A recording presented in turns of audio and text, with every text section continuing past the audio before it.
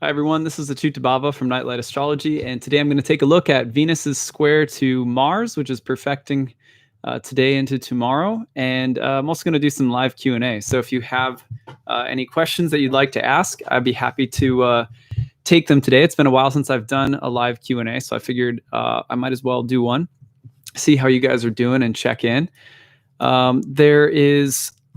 Obviously, it's a really big month of September with Mars turning retrograde this month. That's one of the big stories of the month. And right now, Mars is just about ready to sit down, stop moving, and turn retrograde. So that's going to happen pretty soon. But today, Venus in the sign of Cancer is moving into a square with Mars. So that's going to perfect in the next 24 hours, basically. So it's been, applying for the past few days, and will perfect by, later today into tomorrow. And then you get a few days of like lag time as Venus separates from Mars, moving into Leo between Saturday and Sunday.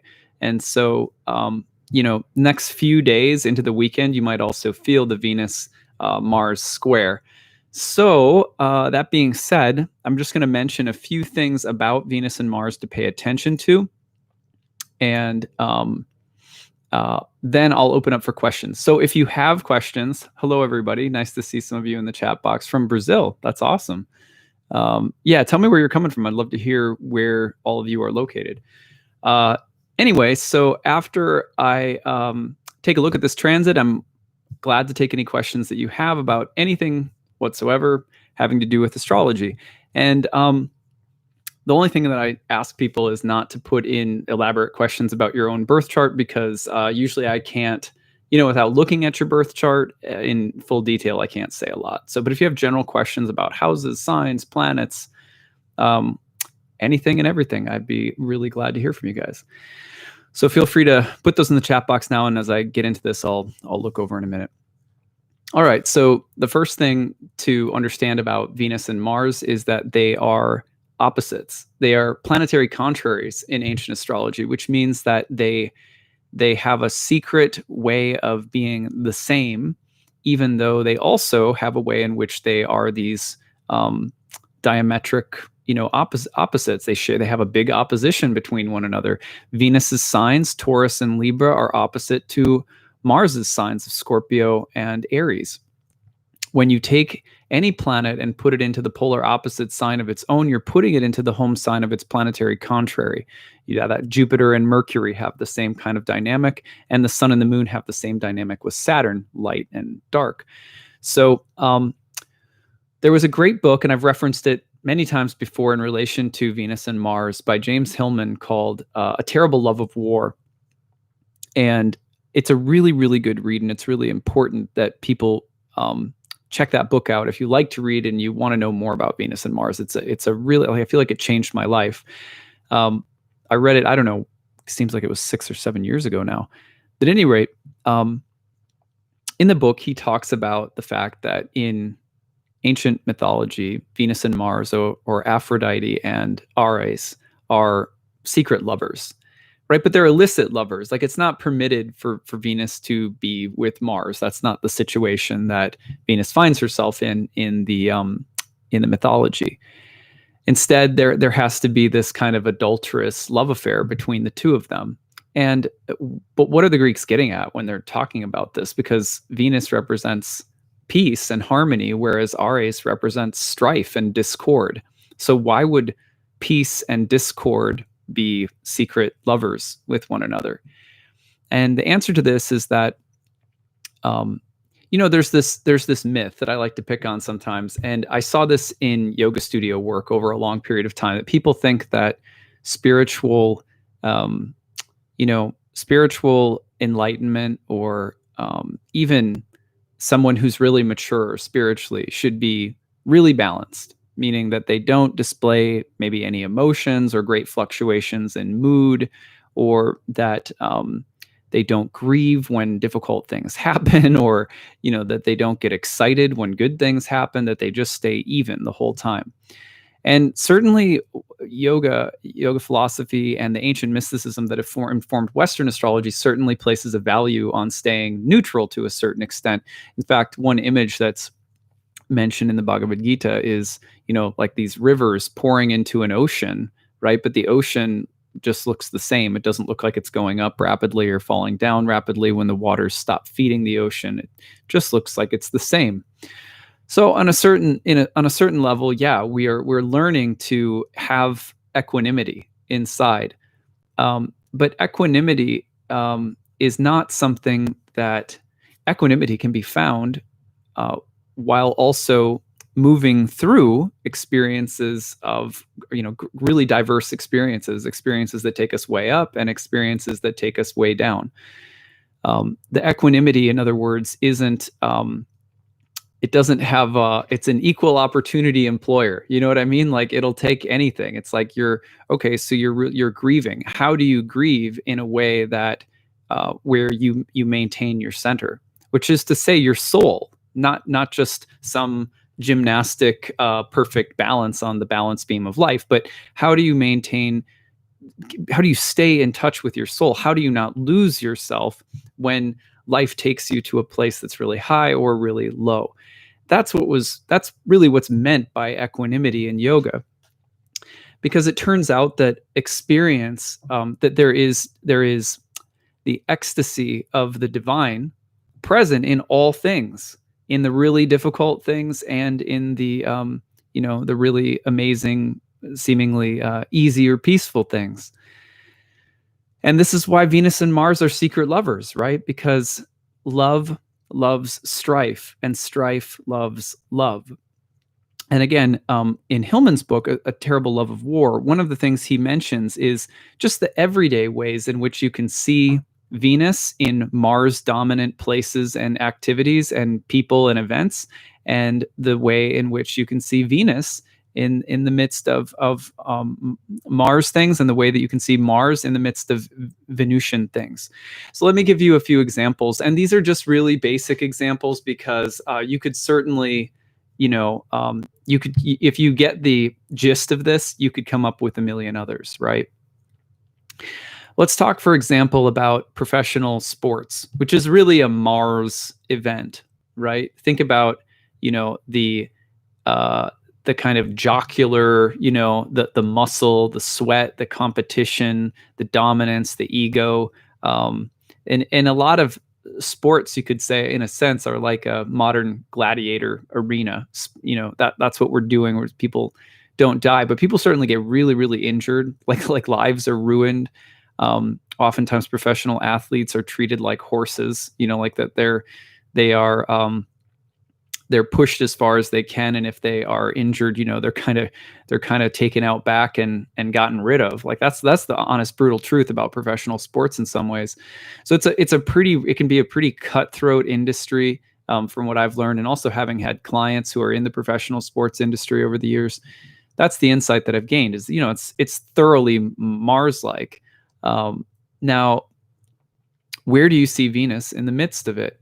Well, just a simple example, but when you go to, like if you, even internationally, those of you who are from around the world, if you go to what we call soccer, but everyone else calls football, if you go to a football match in some other place in the world, you can find knife fights, you can find fans killing each other, like all this like horrible stuff.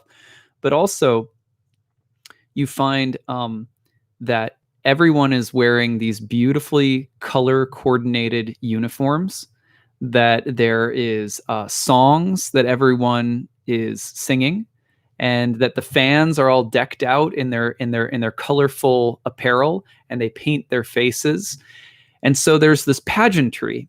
And there's a whole section in Hillman's book about the pageantry of war, where he talks about even in on the battlefield, that there is a sense of camaraderie and love, that there are tears, and that you see grown men holding and hugging each other, and that you see, like last night, we're unpacking. You can probably see some boxes, and some boxes finally came. Our like crate finally came, so we're finally unpacking, and I get to stop living out of a suitcase. And,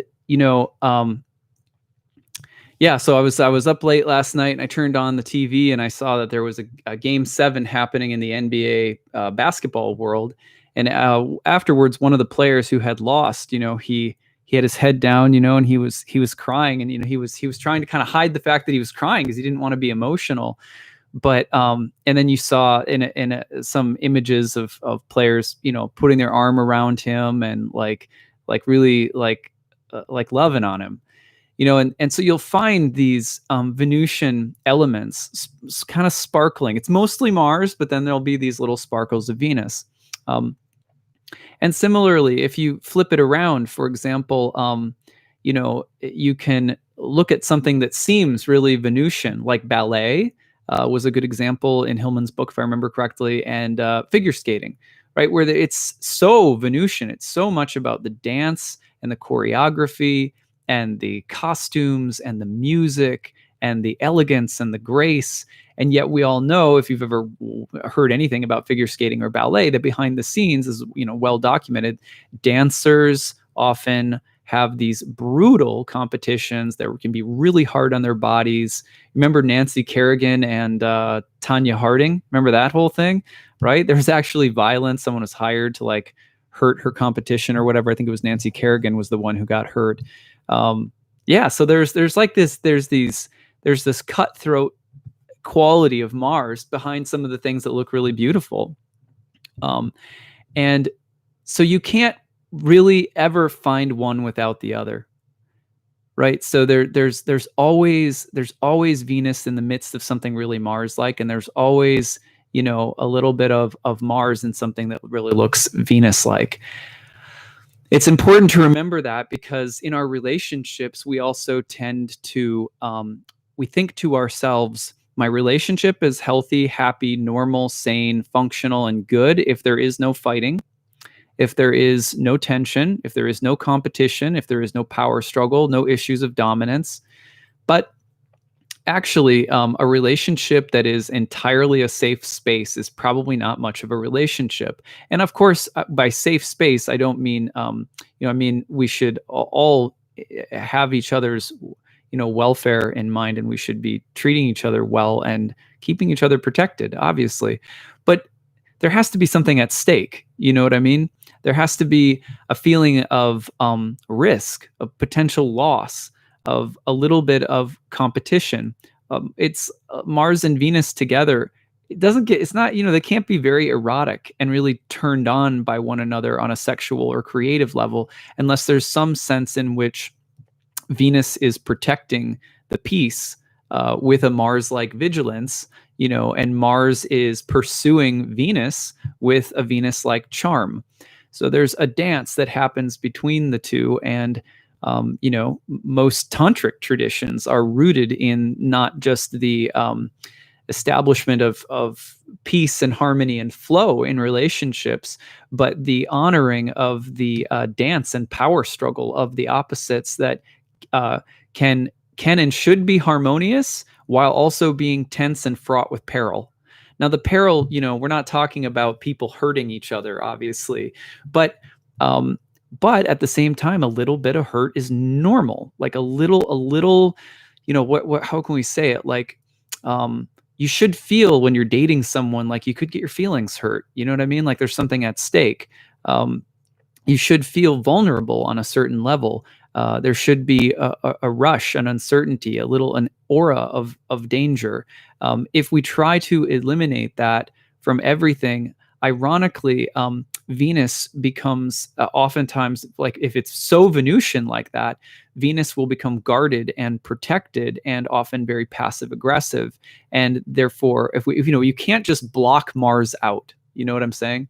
You can't just kick Mars out. On the other hand, obviously it's very, for Mars, it's very obvious. It's like, okay, Mars, like dominance, competition, muscle, strength. It tends to be more selfish. It's like, come on, let's harmonize. It's easy to call Mars out. It's not as easy to call Venus out, because Mars is kind of a blunt object. You know what I mean? It's like, come on, Mars. But Venus it's a little bit more like, what is the danger of only allowing for harmony, peace, safety, etc. One thing that I'm personally very much against, for example, is the censoring. There's been a lot more censoring and kind of ruthless censoring of comedians, right? Like, and I can't. I'm not going to name any specific example because I can't think of one that really lights me up and gets me all pissed or anything like that. But comedians are the kind of people who should come in and play that Mars-Venus dynamic really, really well, which means that they're charming. They can get us to laugh. They can also prod and poke and provoke and say things that are inappropriate, like cross boundaries that are inappropriate, but do it in a way that gets us to smile and laugh. And why is that such a good thing? Why should we be very careful of censoring that dynamic? And I'm just talking about generally. Of course, I'm sure there are examples someone could give of a comedian who, really went over the line or who's really inappropriate or wildly offensive or something like that. But in general, the idea of, censoring comedians to me or becoming really hard on them and policing what they say to me is very disturbing, because satire is a Mars-Venus dynamic. And we need satirical elements in society constantly, or we'll take ourselves too seriously. And the more you start taking peace seriously, the more that your Mars-Venus dynamic is becoming unhealthy. The more that peace becomes just like a white-knuckled, like that, then, Mars is in there and you're pretending like it's not. And that we don't want that. We want Mars and Venus to tango. The more they try to become one, the more problematic it is. If Mars tries to become, if Mars tries to say, let me create the perfect peaceful society, but I'm going to do so through an, iron will and through force and through dominance, it's like, yeah, well, that's not going to work, right? But similarly, if you try to create a perfectly peaceful society with no element of aggression involved or incorporated, good luck with that. So this is why also politically, the further the left you go and the further the right you go, the more it's like a circle. You start coming around to meet, and it's usually a Mars-Venus dynamic. So if you think about it, satire and comedy, what are they supposed to do for us? Well, they're supposed to take the tensions that we have inside of us that are Mars-Venus tensions, essential yin-yang tensions, and they flip them. They often flip them on their head. They turn them around. They make one side funny at the cost of the other, and then they go back and forth like that. And essentially what they're doing is they're easing attention. They're not eliminating attention. They're not solving a problem. They're just relaxing an existing tension that is probably an eternal and archetypal tension. For example, as far as I can tell, at least in, and I think this goes for any type of relationship, whether it's a heterosexual relationship or any other type of relationship, that there is a way in which the yin and the yang, the dominant and the receptive, or let's say the active and the passive, however you want to put it, that oftentimes one partner over the other will take on the role of being more dominant and the other one more receptive. And both roles are so really, really important, but it's also really important that the roles occasionally flip, right? And we need that to happen in relationships. But as far as I can tell, that dynamic is not going anywhere. It's always been there. It'll always be there. And it's not a matter of trying to get rid of it or make it go away or perfect it or whatever, as much as it is about learning how to ride with it, about learning how to deal with it and move with it, like a dance. Like, again, I think I keep thinking of the tango. In particular, there's this movie, and maybe some of you saw it a long time ago, Moulin Rouge. Do you guys remember that movie? And I think it was Baz Luhrmann who did that one too. I was mentioning Baz Luhrmann the other day. Now I'm trying to remember how. Romeo and Juliet. I think I was mentioning Romeo and Juliet. Anyway, there's this really amazing sequence of dancing, and I think it's to the tango at a certain point, right? And it illustrates the Mars-Venus tension so well.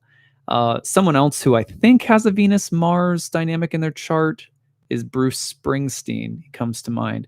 But if you think about artists that carry that tension or that quality of being like very charming, graceful, beautiful, and eloquent, but sometimes kind of edgy, maybe a tinge of arrogance and a little provocative, and the way that you can carry those things simultaneously is often very, if people can, it's very attractive.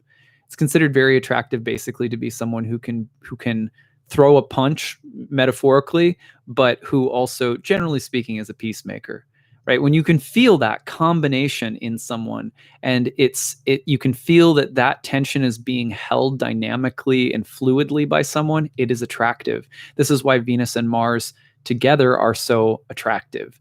That's why, because this dance, the more mindfully it's held, it's the source of, erotic creative tension in the universe, you could say. So it's very important that we not just look at Venus and Mars in terms of the conflict between the feminine and the masculine, and the other thing, I'll be completely honest, this whole thing about like the divine feminine and the divine masculine, and get your, become the greatest divine feminine or divine masculine that you can, and all of this stuff. It's just so myopic. None of us are really to be that identified with the god or the goddess.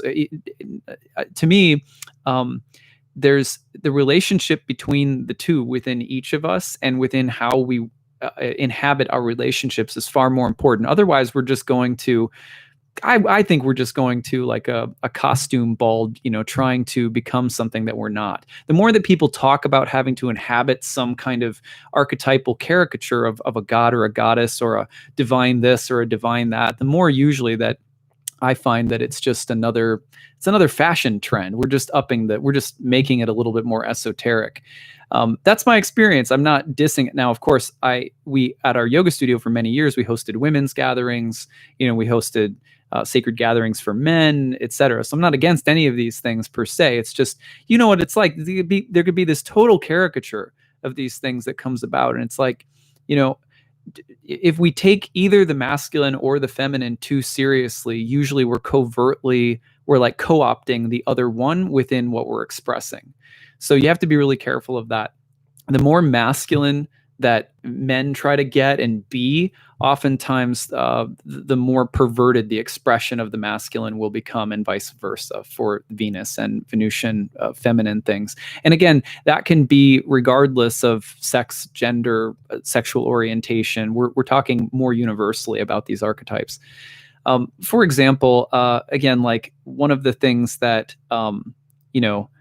it's like there's like all these false dichotomies out there. I think I've noticed them a lot how my wife has had to encounter them, and to a certain extent myself. But I think women get it a lot worse when you have kids. And then there's like all these false dichotomies that are held out. Like, are you going to keep being yourself and like do, be independent and strong and do your own thing, and like, or are you just going to become a mother?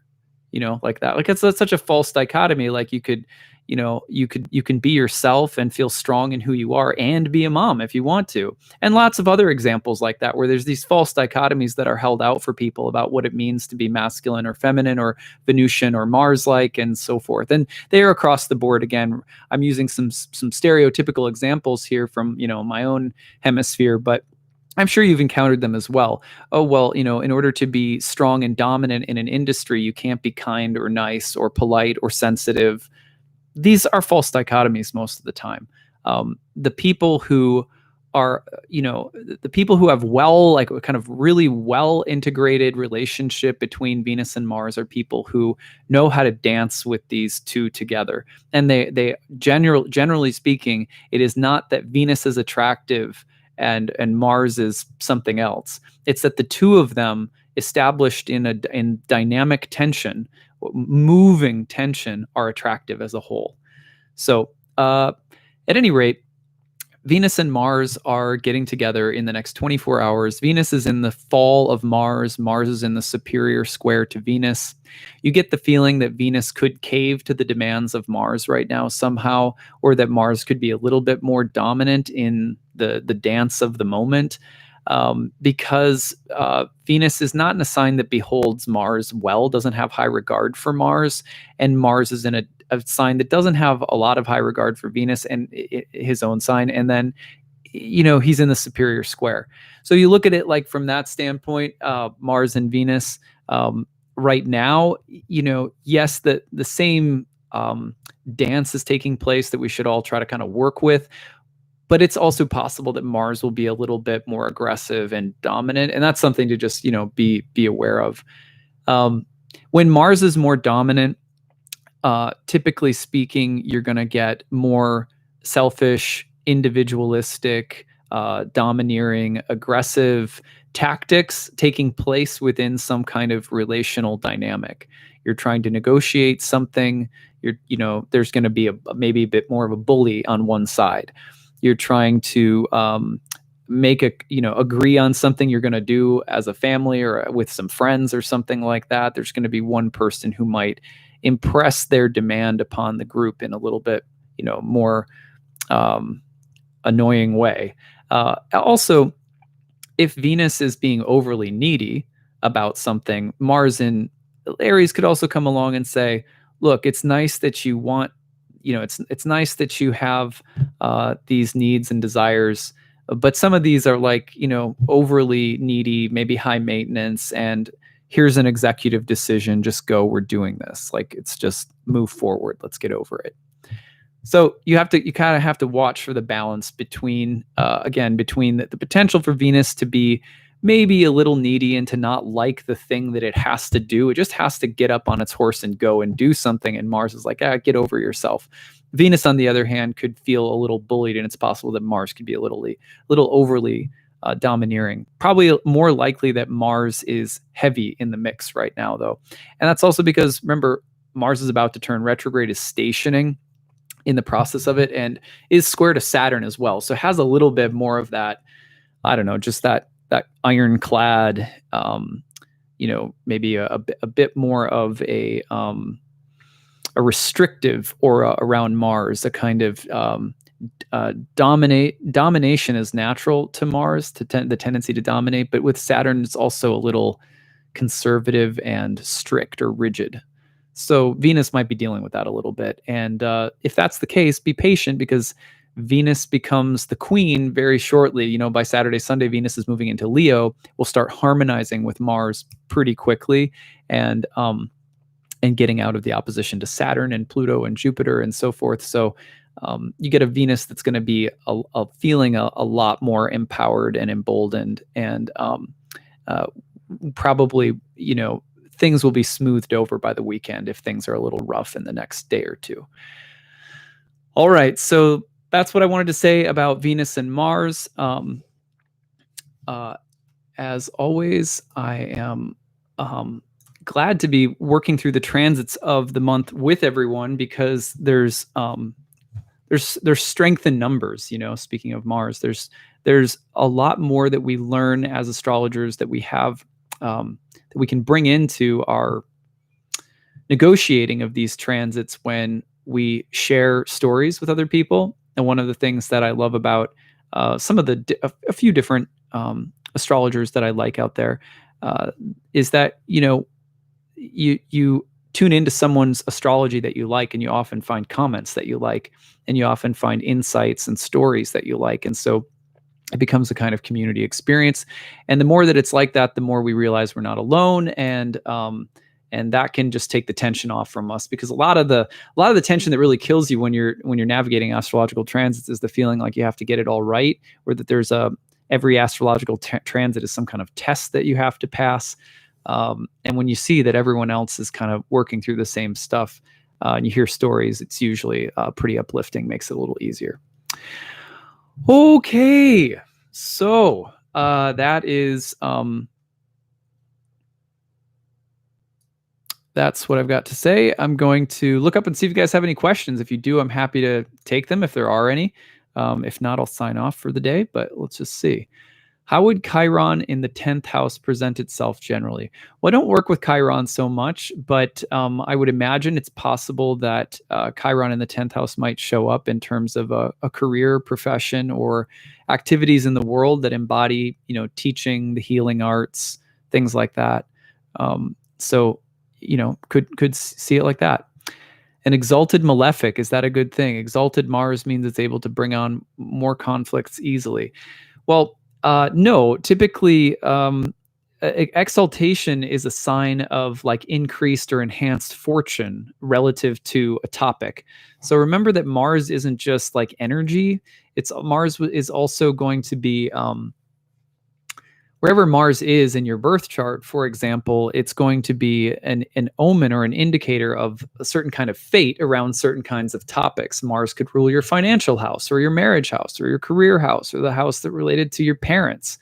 And if you have an exalted Mars, it oftentimes means that there's going to be like peak states of fortune, like good fortune with exaltations, like things that are given or bestowed, or usually a sense in which Mars is capable of doling out really some pretty good blessings. Like it's very auspicious. But when you're looking at that Mars, and if it's contrary to the sect, if it's in a bad house, if it has difficult aspects, it could also be a sign of someone who has, psychologically speaking, has a really dominant Mars feature in their personality. That could be problematic. But oftentimes exaltations are a sign of, something that's going to be experienced as a blessing or a boon that comes kind of, it's like drawing a lucky lot or drawing a lucky wild card or something like that. There's a lot more to be said about exaltations, and you can come study with me in my course if you want, because we talk about them for several weeks in a row. Starts in November, by the way. I'll say more about that at the end. Okay. I've been curious about your beliefs about ghosts and paranormal activity. Do you believe these things can exist on our plane? What are your thoughts about experiencing activity? Okay, so yeah, of course, ghosts, spirits, paranormal activity. Yeah, totally. 10 years of drinking ayahuasca certainly showed me that spirits are real, that there are dimensions of consciousness that our normal senses cannot, many of us cannot regularly perceive. Some can. And but I also learned from ayahuasca that just because other dimensions of consciousness exist, I think there's a hunger, there's a consumptiveness. Remember, we're really consumptive creatures. We're like, oh, extra dimensions. That's like it's like supersize my reality. Give me more. I want more. Well, there's also reasons that we can't perceive some of those dimensions, and that we don't always have to perceive those dimensions. So, some people are called to work in other dimensions and with other beings and things like that. And I'm not the judge of who should or who shouldn't, but I know for myself that I have to be careful, because the more that you obsess over or think about and entertain different kinds of association, the more that those associations sort of graft themselves onto you psychically. So, I'm not particularly interested in those dimensions as someone who spent a lot of time understanding their reality. I'm like, yeah, they're real, and I pay attention to them if they seem to show up, if things speak in dreams, or I'm very aware and attentive to what's appearing and what's arising, especially as a diviner, But I don't obsess over them. I don't feel like I need to mess around with them. Reality is a lot. It's like New York City. There's so many different species and forms of life and consciousness and intelligence, like all the different languages that are being spoken all around Manhattan, and you can go touring, but when you think of reality itself as New York City, it's just teeming with life and all different kinds of life. And you realize that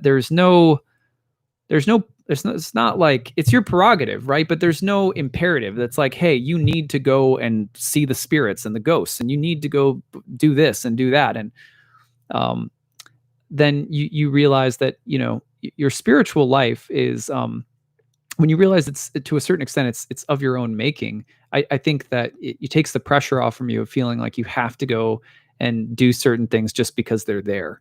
It's like it's the same thing in New York City. It's like, yeah, the Empire State Building is there. I don't really have a desire to go climb up to the top. It's just not my thing. For some other person, it might be, right? But I've noticed, though, the reason I say this is because I've noticed that people who do believe in paranormal activity seem to think that every single person needs to know about it and do something about it. And I think the more that you realize it's real, the more you realize it's no big deal, and there's nothing imperative that needs to be done about it necessarily.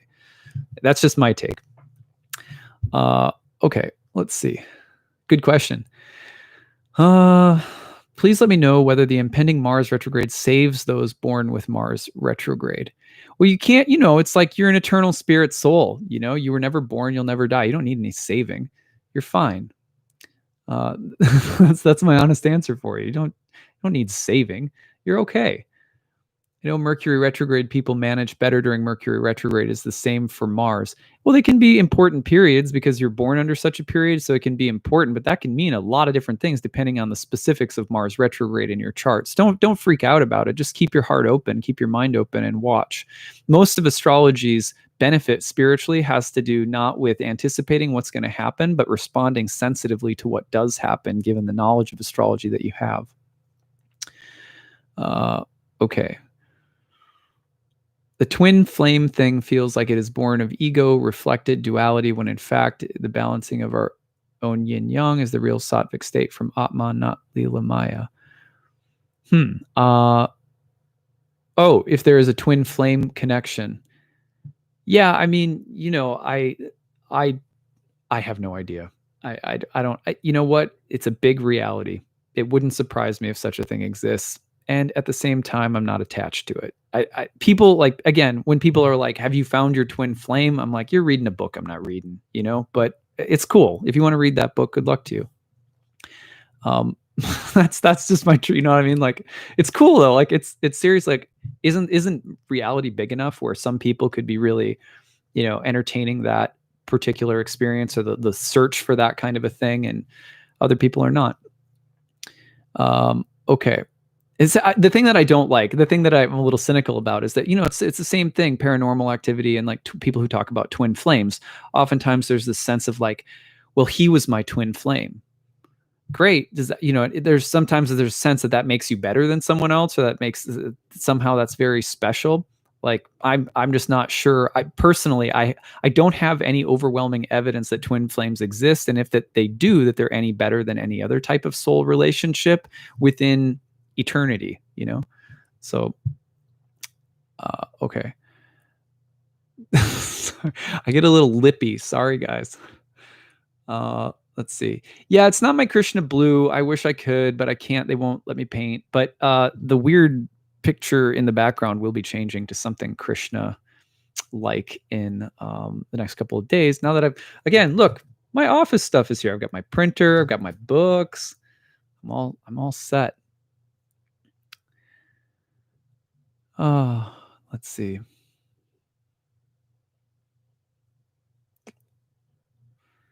In pole dance, there are so incredibly beautiful shapes that cause almost indescribable pain to achieve. So satisfying to pull it off without revealing how much strength pain is required. Yeah, exactly. That is such a nice example of Venus, Mars, I'm sure. Yeah. Okay, cool. Does this mean that Venus-Mars conjunct in the chart is not necessarily volatile? No, the conjunction's really nice. It's the squares and oppositions that are usually more difficult for Venus and Mars. The conjunctions, remember, for ancient astrologers, not every aspect has a certain nature. Like squares are of the nature of Mars, which means that a square between Venus and Mars tends to be more on the Mars side of the spectrum. If you look at a trine, it's going to tend to be more Jupiterian. If you look at a sextile, it's going to be more Venusian. So sextile between Venus and Mars, you get a little bit more of the Venus influence, A conjunction means that the two are blending together, that they're literally, their bodies are in kind of merged with each other. It has more of a sexual connotation, in fact, in the Greek language. Okay.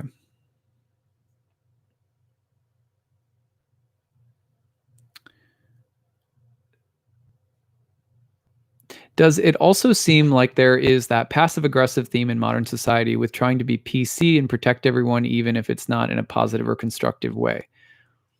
Yeah, well, the more PC you are, the more you're going to piss off Mars people, right? You know what I mean? Like the more vehemently, the more mightily and willfully PC a person becomes, the more that they're going to polarize, generally speaking, the angry opposition, the people who want to provoke or offend or whatever, because it's on a spectrum. They're on a pole with each other. You can't, you know what I mean? So it's It's not to say that there's a perfect middle either. It's about the dynamism between the two. It's about how you hold them.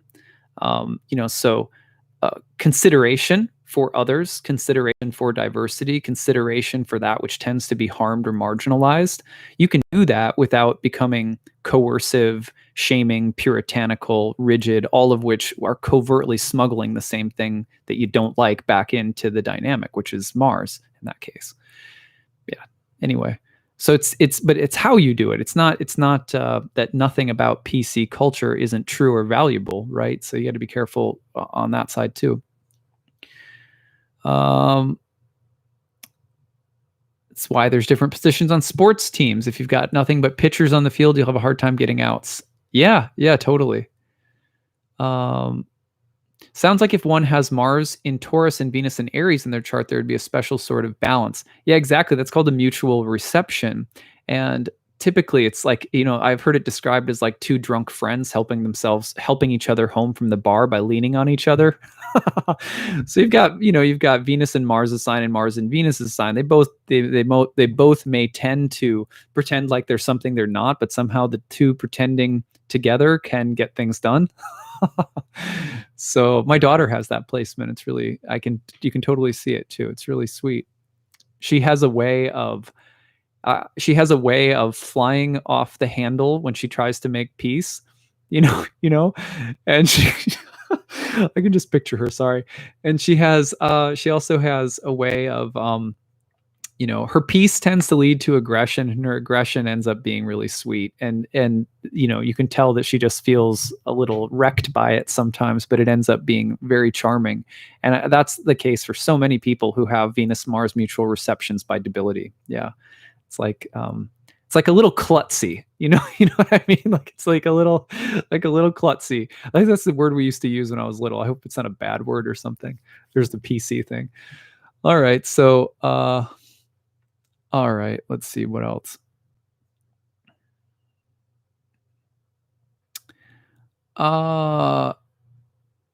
Twin flame is supposedly the hardest relationship to have. Yeah, according to people who, probably have one and want to make you feel like you should have one too. But who knows, really. That's just that's my response, sorry.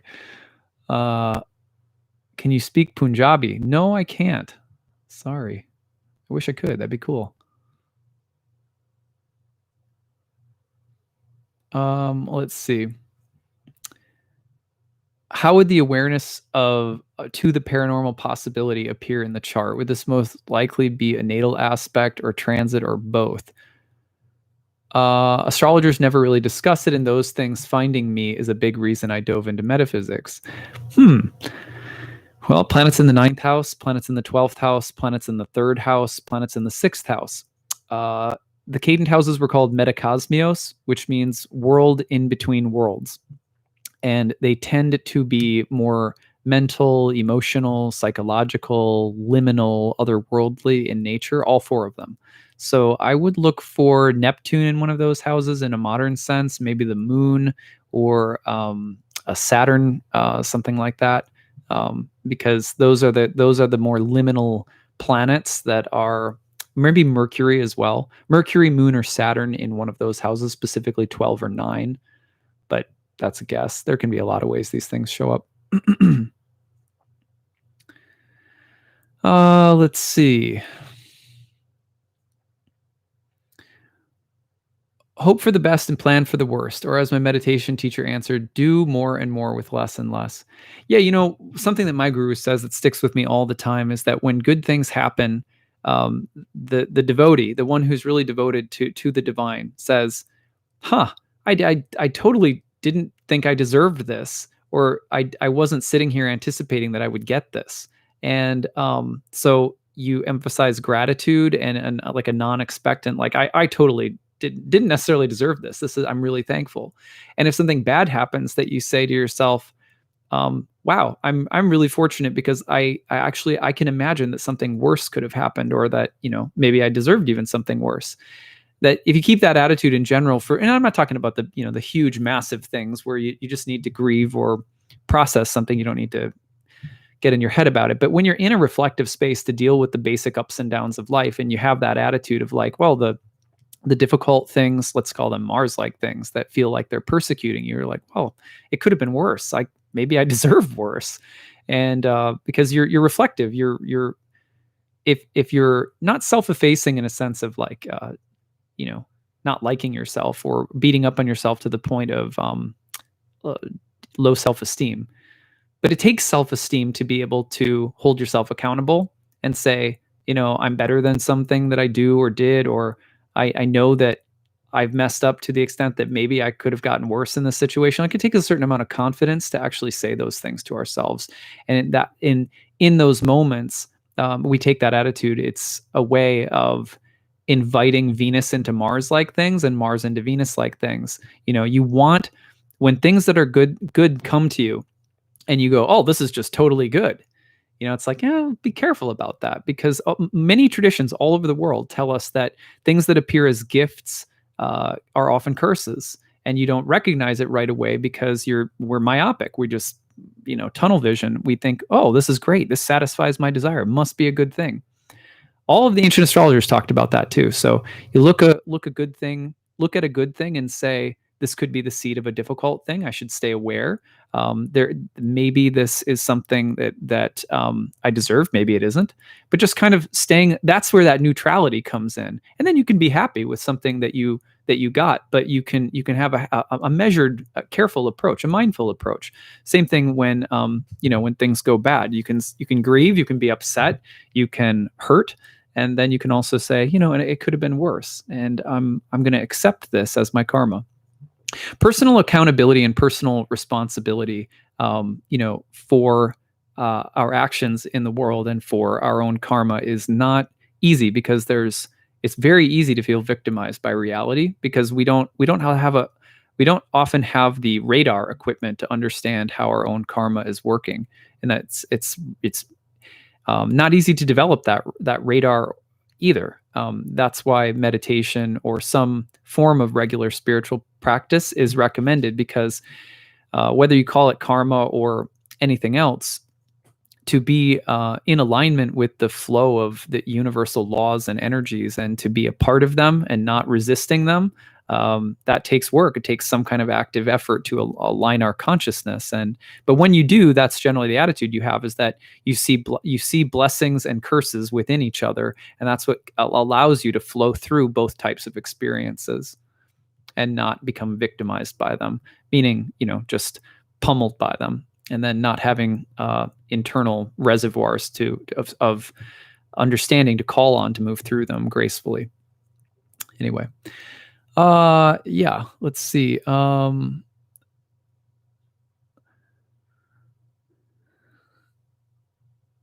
Let's see. Why does the sun have its domicile in Leo when actually the beginning of summer happens to be in June? Yeah, check out the video that I did not long ago on the meaning of the sun in Leo. It's in my archives. You'll hear me talk about that at length. I just, it's such a full-bodied answer to that question. The simple explanation is that the sun stands for the eternal light. And in this world, the light dies, right? So we have the sun occupies a position in the middle of the yang half of the year, basically, or a little after the middle of the yang half of the year, the light half of the year in the northern hemisphere. Yet it is a sign in which the sun is daily dying. And so in this world, the question of how to incorporate the sun as an esoteric symbol in your life, the light of consciousness, the light of the spirit soul, the light of eternity, the light of God, all of these kinds of the light. It's not a literal light, right? It's a light beyond the literal light.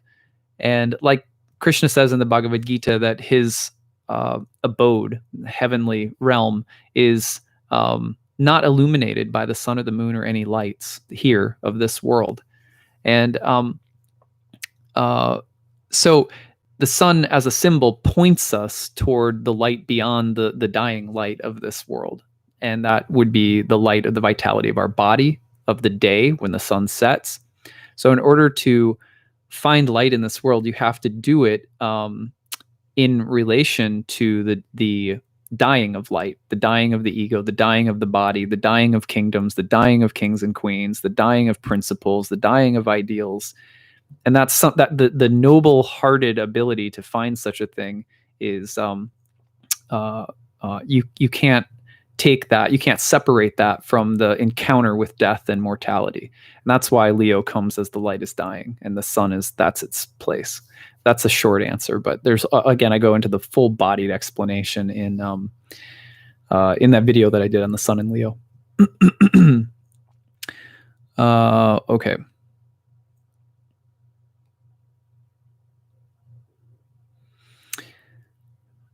This is kind of astrology and philosophy combined. Actually, all astrology is philosophy before it is before astrology was ever a divinatory predictive tool. It was philosophy.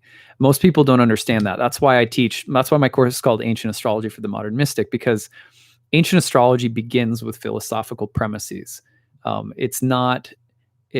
So it's not that my channel is astrology that has philosophy in it. It's that and I'm not saying this just to be whatever, try to define my brand. It's really true about ancient astrology in general. Ancient astrology is philosophy. There is no separation between the two. And then it has a component of a metaphysical system, which is a cosmology that has a prognosticating ability or effect. The same is true with the I Ching. The I Ching is the most ancient of the Chinese classics. It's a philosophical text and it's a cosmology. Later, as it evolves and grows and develops, it is also used as a prognosticating tool. That's a feature of ancient philosophy, not a division between philosophy and astrology. Just to be very clear about that, because a lot of people make that mistake. That is a huge part of why what the gist of my program is, Ancient Astrology for the Modern Mystic. You learn the philosophy from the ground up, and then as you start to grasp the philosophy more and more, you're able to do things that most astrologers can't, because the way most astrologers are trained is not in terms of the underlying philosophical rationale behind why there are 7 planets, why there are 12 houses, why there are 12 signs, where the meaning of all of those things comes from. Modern astrology is chock full of misunderstandings about those things. And then you have a bunch of lists of keywords and adjectives and things like that. You start blending them. You don't have any understanding about where the underlying what is the underlying philosophy? Where does it all come from? Which once you have the ability to then be intuitive and artful with the methods and principles, which most people never get. They'll be an associative ability that people have. I'm sitting in the most rickety chair. I can't stand this thing. Anyway, most people will have an associative ability. Like you memorize all the basic meanings of tarot, and you can do some things with that. I'm not saying you can't, but when you understand, people who have really deep understanding of the philosophical underpinnings of ancient astrology, you'll find can say and do things in a chart that most people can't. And there is a real difference there, and that's what converted me as a modern astrologer who found ancient astrology and was like, wow, because you just don't know what you don't know until you learn ancient astrology. You're not aware of all of the philosophical underpinnings, and it's a little tough. It's a little like chewing on a stick for a while, especially if you're not someone who really loves philosophy. But it does something to your mind, and it's not just a mental experience. It's also a transformational inner alchemy that starts to happen. Maybe I'll have some of my students on at some point and they can tell you about it, but there's an alchemical process that starts to happen where all of these symbols start to become part of a tapestry of like a language, literally. And that's how ancient astrologers thought about it, that you start speaking. And you can't speak the language fluently unless you have this philosophical underpinning. You have words, but not understanding. Yeah. I'm very adamant about that. I know some people are going to disagree, but I feel very, very strongly about that.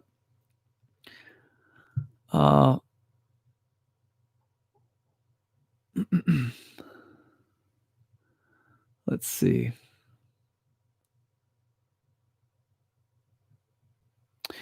Susie says, feeling done with theories and rhetoric. In the end, the nature of our energetic heart is what matters most and how we show up as a frequency of Krishna or Christ consciousness. Yeah, that's a great point. At the same time, remember that the heart, for ancient people, the heart and the mind were connected. So, don't make a polarity between the mind and the heart, because they're non-different. They're connected. So, an open heart is an intelligent mind, and an intelligent mind is an open heart. Let's see. Okay. How would you translate schizophrenia or mental illness through a spiritual or planetary understanding? Well, I'm really careful not to, because I'm not an expert on, I'm not a therapist, I'm not a doctor, right? So you have to be really careful with that kind of stuff. But yeah, I mean, I was a social worker in New York City, and I worked with schizophrenic adults for several years as a art and activities therapist in a residence home for adults who had schizophrenic, or they had like a schizoaffective disorders. I think that was what they were called, schizoaffective, something like that. Anyway, it should be like a combination of maybe schizophrenia with bipolar or other things like that. And I actually had access to all of their birth information. And I didn't want to like abuse that privilege, but I did peek a few times to see. And I didn't notice anything like, oh, something really stands out here. But general signatures of troubles with health were a part of the charts that I looked at. So I'm not sure that you could differentiate it from other very challenging health problems, but it certainly seemed to show up in the few that I looked at in terms of a general difficult health signature in the chart. Yeah. Please do a video on stelliums. Hey, that sounds like a good idea. I like that. Totally off topic. What is the translation of your name? Well, Achyuta is one of the names of God. It's one of the names of Krishna. And Bhava, like Achyuta Bhava, would mean like the emotional love of God. So, and then Dasa means servant. So you have Achyuta Bhava Dasa, which means servant of the emotional love of God. So that's what it means. Which makes sense for me. I'm a Cancer, and I love God. So,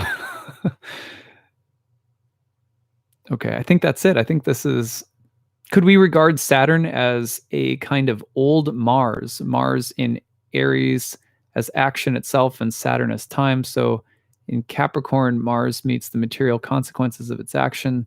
Does it make sense for you? No, they're not. Like, the planets are each their own characters. They're not like evolutions of each other. So I think you're on to, I mean, Capricorn is the exaltation of Mars, right? Yeah,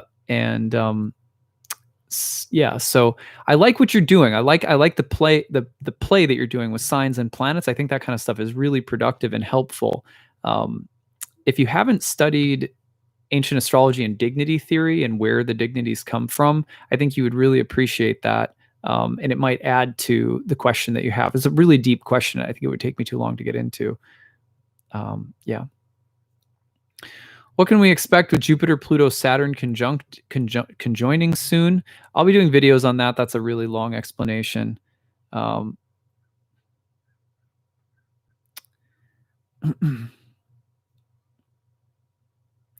Can you have more than stelliums? Can you have more than one and do nodes count? Yeah, you can have more than one stellium, especially if you're one of these people who likes to use a million planets in your chart. Then you're bound to have at least a few stelliums.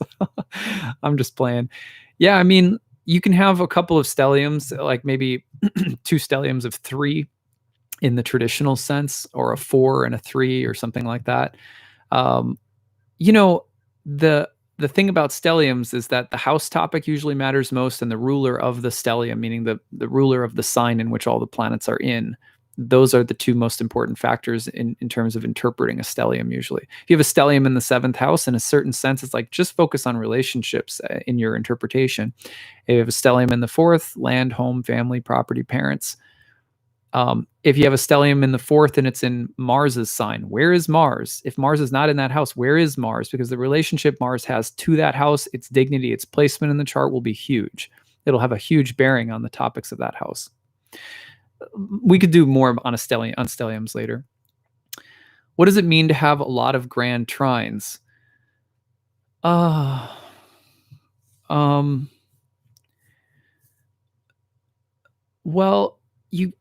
I mean, in traditional astrology, you can't have a lot of grand trines because because you need 3 planets to make a grand trine, right? So if you could have 2 grand trines in a chart, maybe with the traditional planets. But yeah, I wouldn't pay attention to it so much. People are like, if people start getting concerned about patterns in the chart and they miss what it means to interpret a planet in a house or a dignity exchange or something like that, like I just don't think they're going to get that far in terms of making accurate predictions. That's my own personal opinion. I always try to make sure that I say that because, I think people who are studying astrology, they look to professionals who've been doing it for a while or who teach it or whatever, and like for answers to questions. And I always try to say when something is just my opinion, because I know that there are astrologers out there who would maybe say something different. What do you think about planets at the absolute last minute of a sign, like 29:59? Totally depends on the context. Totally depends on the planet, on the sign, on the house, and the rest of the chart. You can't read something like that in a vacuum. It's probably means nothing most of the time unless you have context. The context provides the meaning. Nothing exists in a vacuum in astrology. So people always go saying like, what does a grand trine mean? Or, what does this asteroid mean? Or what does that aspect mean? Or whatever. And it's like, usually it's a combination of things in astrology that speak and not just one. So like if you had a circle of tarot cards, it's usually 2 or 3 cards in key positions sort of speaking to each other around the spread that congeal in order to offer an interpretation. So similarly, it's almost never just like one thing, like a planet at an anaretic degree that, tells the story. It's going to be which sign, what's the dignity, whose bound is the planet in, what kind of relationship does it have with its bound ruler, like a lot of different things could come up. Yeah.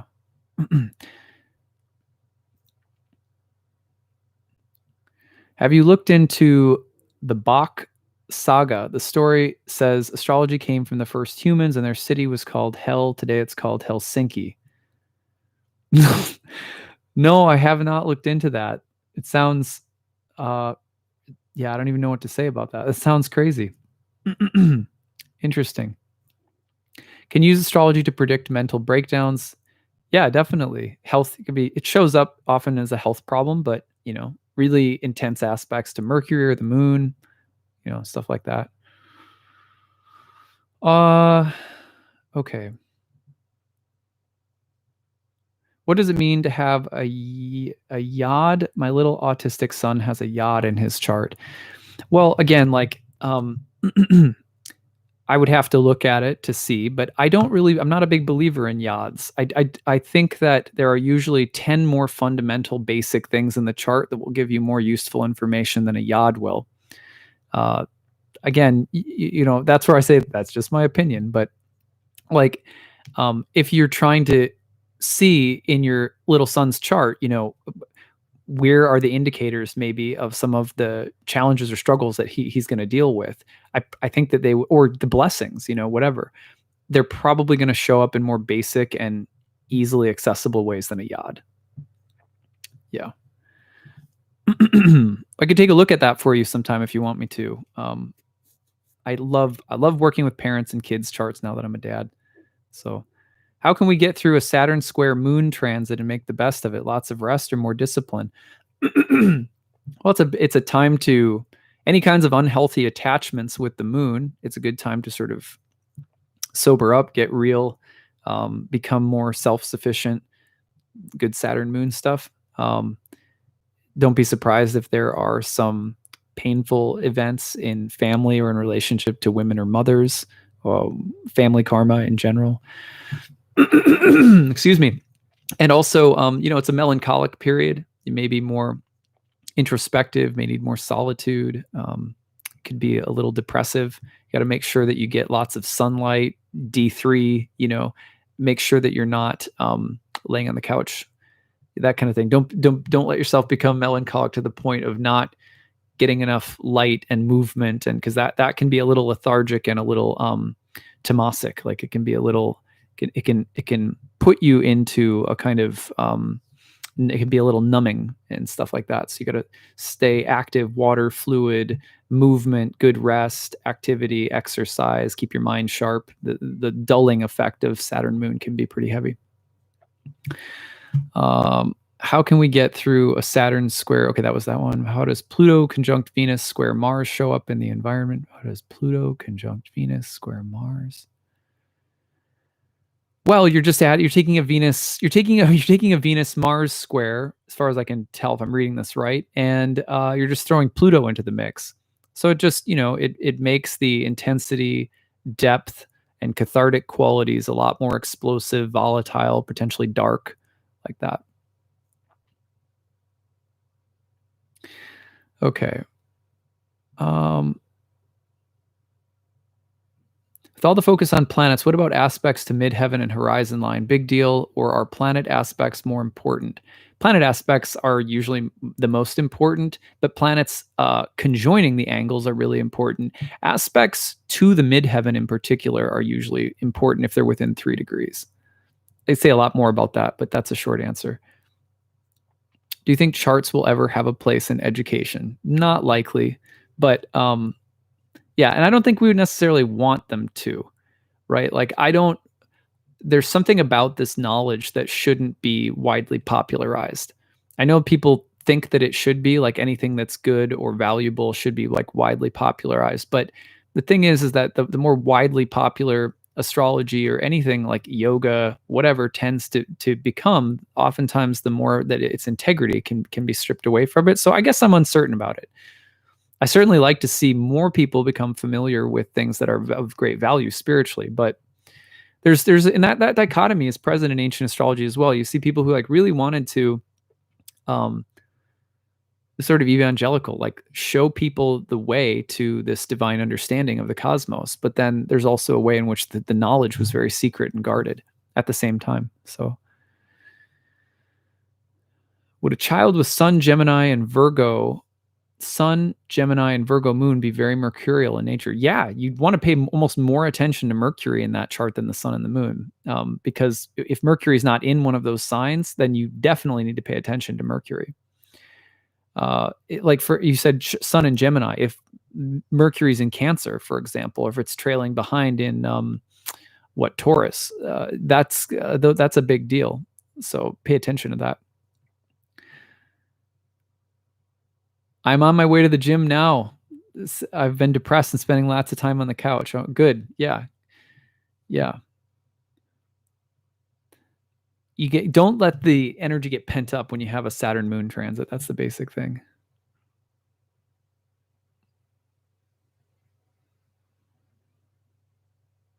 Do I know of any celebrities who have every planet in its own sign or dignity? No.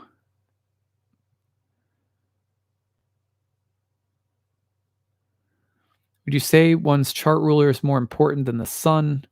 No, sun, moon, and the ascendant ruler. Sometimes people call that the chart ruler. It's not technically called the chart ruler in ancient astrology. There's a lot of candidates that can actually vie for the chief position in the natal chart.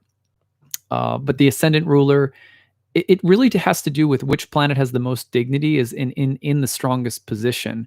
That's often the one of the sun, moon, and rising ruler of the ascendant, I should say, that will play the biggest role. So it's like you have to weigh it in every chart, and it's always a little different. Someone could have, Gemini, maybe you could have a Mercury ruled ascendant with an exalted Mercury, in Virgo or something like that. And that's going to be, and then let's say you got the sun and the moon tucked into cadent houses like 6 and 12. That's Mercury is going to be dominant in that situation. But yeah, so there's a lot of ways that ancient astrologers had of sort of gauging which planets had the most power to speak to the life of the person. Let's see. How have your intellectual and spiritual fascination for the art of astrology have evolved after more than 10 years practicing? A peculiar and intense moment recently that you would be okay to share here?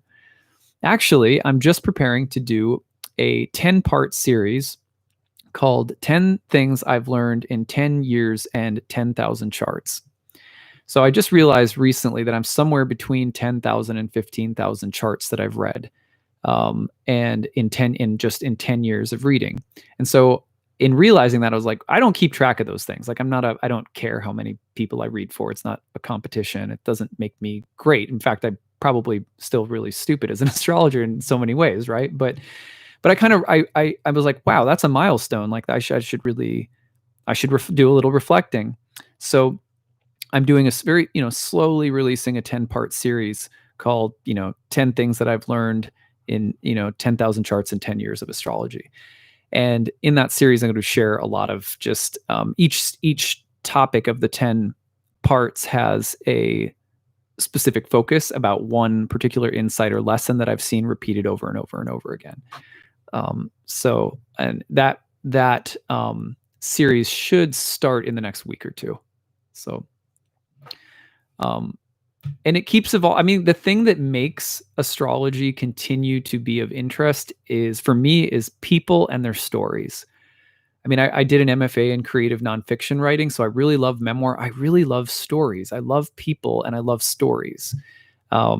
So now I have a lot of I get more opinionated when it comes to doctrines, methods, theories, craft stuff. That's where I get a little, opiniony. But when it comes to holding space for people and witnessing souls with real stories and real experiences who are, looking for the same thing we're all looking for, that part of it is what keeps it really fresh for me, because that's where the theory meets the soul. And that's where the spiritual alchemy just happens for me every day of my life for 10 years now. It's had just a really, really deep impact on how I live my life. And so it's the people that keep you evolving, I think.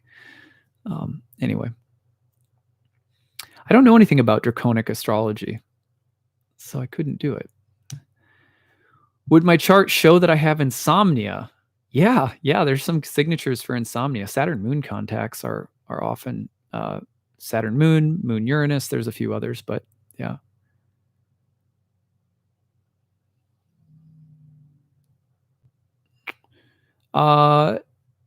Let's see.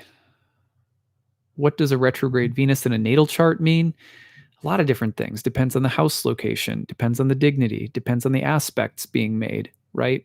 A retrograde Venus is sort of, in a general psychological sense, it could mean that there is some kind of really pivotal transformation that will happen in life related to sex, love, sexual identity, sexuality in general, as like a general thing that Venus represents, can undergo some really critical changes signified by the retrograde. That's probably one of the most general things you could say. What was the most memorable chart reading for you of these 10,000? I have one. I'll just share this one story. One time I was reading a guy's chart and I didn't know who he was. And it turns out he didn't use his real name either. And I was looking at his chart and trying to get some context from past dates in his life. And on this one past date, I said, wow, it looks like you and a group of friends could have gone through a really turbulent time. Either you lost a friend or a friend died, and it would have probably had a really big impact on your work or your career. And it was right around this time. And it happened to be someone they revealed to me by the end of the session. It happened to be a celebrity in a very well-known hip hop scene who was who had someone that they knew, who most everyone knows, who died, who was killed. And it ended up being a major turning point in their career.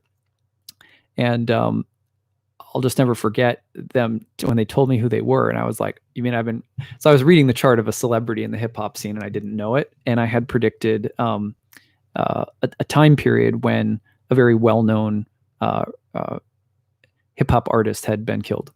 And that was mind blowing. That was like, whoa, that was really cool.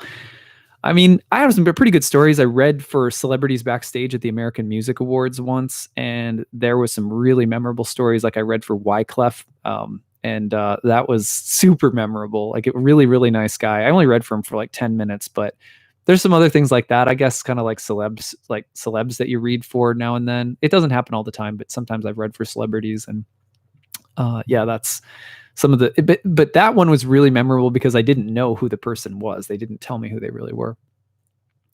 That's all I can say about that. I'm not going to let any more out of the bag than that. Oh, let's see.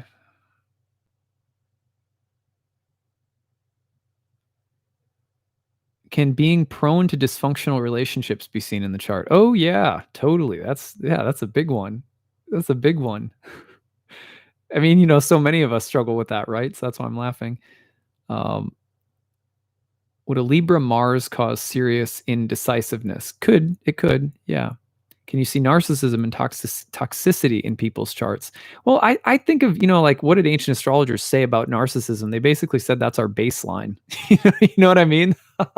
Like that's kind of like our base condition. So today we're all like, I think it's so funny how, I don't know, some of these words, I guess narcissism, people think of it and it's like, is it clinical or are we just talking about basic human selfishness? Because there is a difference, but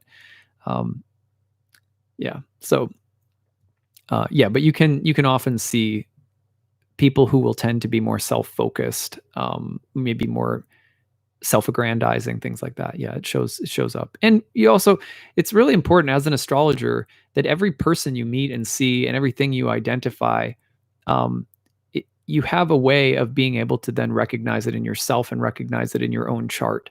Because remember, all of these things that we're dealing with are archetypal, they're universal, and we all participate in the nature of that universal self, of divinity.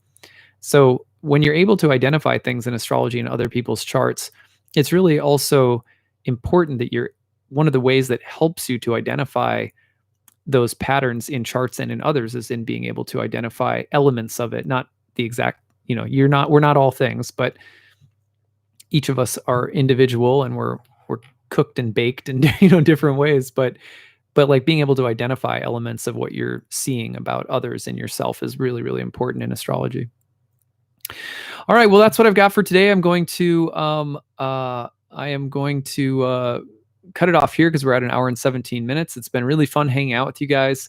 Yeah, and pretty soon I'll have the whole office will be put together. You can see my daughters and my wife made me, the closet in this room is now a closet to Narnia. So, and every single night my daughter is like, can we go in? Can we go to Narnia now? And I'm like, well, we can see. And it's so, I don't know if you guys know the Narnia Chronicles. It's so wonderful to see my daughter. Like I actually read the whole Narnia Chronicles to my daughter while she was in the womb. So my wife had never heard them either, so she got to hear them too. I read all 7 books to my daughter over the course of 9 months. Each night, it was our little ritual. And now she is a full-blown Narnia freak, so I'm pretty happy about that. All right, anyway, thanks for hanging out with me, you guys. Don't forget that my new class, Ancient Astrology for the Modern Mystic, starts on November 14th.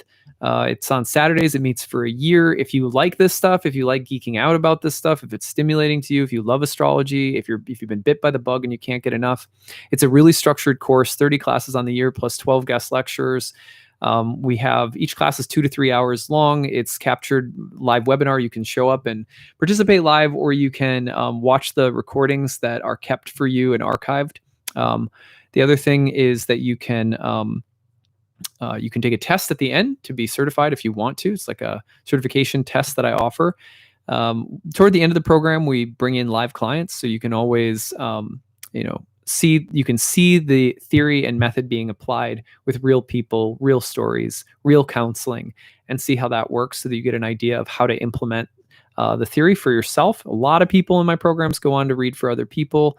You know, it's something that, in my opinion, having gone through several different programs with different teachers myself over the years, it's really important to find a teacher and a community and an environment that you resonate with, that you can train and study with if you want to go further, because it's really hard to piece it all together on your own. And it's really nice to have guided structure and a kind of a process that you go through with your learning. So that's why I recommend it and think it's important. Of course, I offer need-based tuition. So if you can't afford the tuition cost, and you qualify for the need-based tuition, please feel free to take advantage of it. If you're struggling with your finances due to COVID-19, that would be one of the qualifying conditions that's available right now as well. And the early bird discount is also available, so you can check that out if you want to.